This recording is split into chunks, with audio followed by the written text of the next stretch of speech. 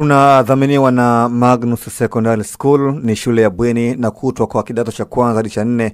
Ni shule bora yenye mazingira tulivu ya kujisomea. Habari njema kwa sasa ni kwamba Magnus wanatoa ufadhili wa ada ya masomo. Ni vizuri ama ni vema mzazi ukampeleka mtoto wako Magnus Secondary. Ya, tunaendelea vizuri. Tangu tumekuja kila kitu kiko sawa sawa, na kambi imepata morali kubwa, au tuseme imeongezewa nguvu baada ya urejeo wa wachezaji wa timu ya taifa ambao waliwasili jana alfajiri. Maana tuliandaa mazingira mazuri, tukawaandalia ndege maalum baada ya mechi tu, wakaenda airport, wakapanda ndege kuja moja kwa moja kuungana na timu huku. Kwa hiyo wamefika asubuhi, wamefanya mazoezi jioni na wenzao, na leo watakuwa na mazoezi. Maana yake kutakuwa na muda wa kutosha kupumzika mpaka kufikia mechi, watakuwa wameshirika vya kutosha.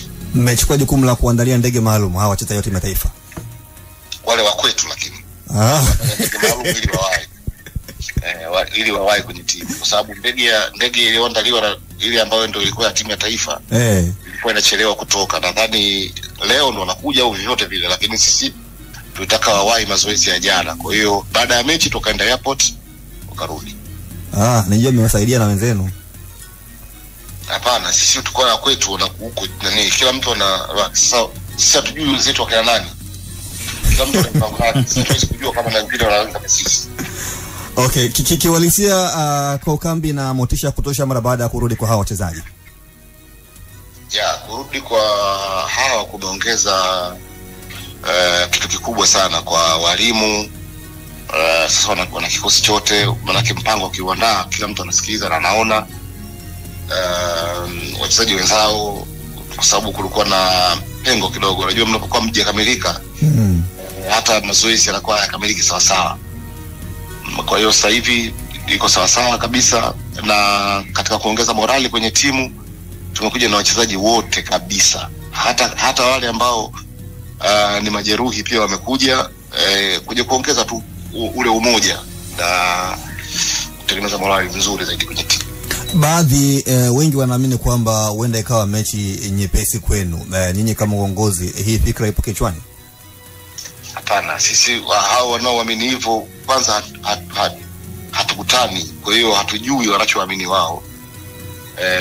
Mimi nakusikia wewe hapo unasema hivyo kama kuna watu wanaamini hivyo, lakini sisi hatujakutana nao hao watu, na hatuwezi kuingia kwenye huo mtego, kwa sababu mpira ni mchezo wenye matokeo ya kushangaza sana, na sisi watu wa kufundishwa hili. Tumetolewa msimu uliopita kwenye kombe la shirikisho la CRDB na Mbeya City pale Chamazi, ikiwa daraja la chini kulinganisha na sisi. Mashindano ya mtoano ina maajabu yake, na hii mechi tunaocheza ni mtoano. Kwa hiyo hatuwezi kuwa kwenye mawazo ya hao wengine, kwa sababu hawajui sisi tuli experience kitu gani msimu uliopita tulipotolewa na Mbeya City. Okay. Kwa tunaichukulia KMKM kama timu ambayo tunakutana nayo kwenye mashindano ya Afrika kutoka nchi nyingine yoyote Afrika. Hatuichukulii kama timu ya Zanzibar nyumbani hapa Tanzania yote. Tunachukulia KMKM kama timu ya kutoka Botswana, kama timu ya kutoka Misri, kama Pyramids, kama Al Ahly, kama Zamalek, kama Wydad Casablanca, kama Mamelodi Sundowns, timu yoyote Afrika kutoka sehemu nyingine mbali huko. Kwa hiyo tunajiandaa kwa kiwango hicho, kwamba hawa ni Al Ahly, tunajiandaa kucheza na Al Ahly. Hawa ni Wydad Casablanca, hawa ni Raja, hawa ni Kaizer Chiefs. Tunajiandaa kwa kiwango hicho. Bakari ana swali kwako, Bakari Malima. Jembe Ulaya. Za asubuhi kaka. Safi. Kwa ndugu yangu. Safi, hali vipi? Safi bwana. Hebu kwanza kabla hujaniuliza nikuulize wewe. Umeanza safi. Labda hatua tofauti kidogo, lakini nataka uilinganishe mechi hii na ile mechi yenu na Val Professional pale Afrika Kusini. Yeah. Mpaka wewe ukabaki kule na mwenzako Nonda. Hii mechi utasema baadaye. Lakini ile feeling ambayo tunayo sisi ndo kama ile mloko na wenyewe. Endelea Jembe Ulaya. Kwanza safi, mimi naweza nikasema katika sajili bora mlizozifanya msimu huu ni kumleta Mwalimu Ibenge. Naam, asante sana. Kwangu mimi yani. Okay.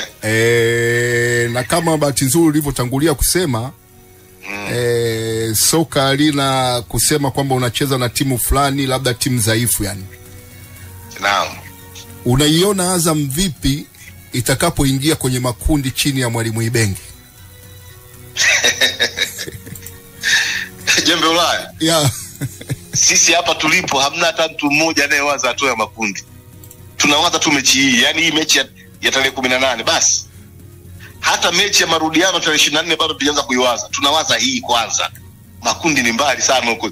Ukianza kuwaza makundi saa hizi ni sawa na kwamba uko barabarani unakwenda kwenye harusi ya binti yako unayempenda sana naolewa, sherehe ambayo umeitegemea siku nyingi sana, basi wewe unajiona umeshafika, umeshachukua kitu chako unakunywa. Uko barabarani hapo. Unaweza ukatengeneza ajali ujue. Kwa hiyo ile sherehe kule achana nayo kwanza. Wewe waza kwamba niko barabarani nifike niendeshe kwa usalama. Ukianza kuwaza unajiona upo ukumbini umeshika mic unaongea kumbe uko barabarani utatengeneza ajali. Kwa sisi bado hatujaanza kuwaza huko makundi sio na hapana. Tuko barabarani tunawaza kwanza hii mechi. Hii mechi kwanza ndio mechi ya maana sana. Hata mechi ya marudiano bado hatujaanza kuwaza. Tunawaza hii mechi ya kwanza. Tarudi kwako baada ya kuingia kwenye makundi. Inshallah Mwenyezi Mungu akibariki tukafika huko sasa tutaongea vizuri sana. Haya, swali lako bwana, wewe ujibu free yake.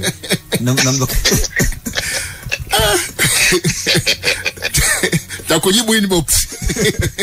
Hivi Said Mwandike? Ndio. Wewe ulibahatika kumuona Bakari Maliba? Bwana mimi kiwalisia sijabahatika sana. Okay. Asante sana. Kuna vitu vingi sana umekosa. Umekosa vitu vingi sana. Mheshimiwa ndio kimoja. Anatuficha huyo. Kipi ambacho nakumbuka kwa upande wake Bakari Malima? Bakari Malima alikuwa beki mwenye nguvu nyingi sana na akili nyingi. Unafahamu wachezaji wengi wanakuwa na akili lakini wanakosa nguvu kidogo, labda wana nguvu wanakosa akili kidogo. Bakari Malima alikuwa na hivyo vitu vyote. Kwa lina nguvu ili jamaa hatari. Alafu jitu lilikuwa tunaweza kucheza beki wa pembeni na beki wa kati. Anakupa na magoli. Unajua sio tu analinda lakini anakupa na magoli ya kutosha. Yaani kwamba mna hakika mnaweza mkapata magoli Bakari Malima akiwepo uwanjani. Unafahamu hiyo kitu Kwa unapoka una beki kama mshambuliaji kidogo, yani unashangaa katokea wapi sio kaweka. Unarudi kati. Ilikuwa ni Bakari Malima jitu na namna hiyo. Wengine bahati mbaya sana hao jamaa walicheza kipindi cha giza. Kwa kuna vitu vyao vingi wanaonekana kama vya uongo lakini walikuwa na uwezo mkubwa sana. Okay. Basi nikushukuru sana bwana Thabiti. Asante sana. Usisahau kusubscribe kwenye YouTube Mwandike Digital.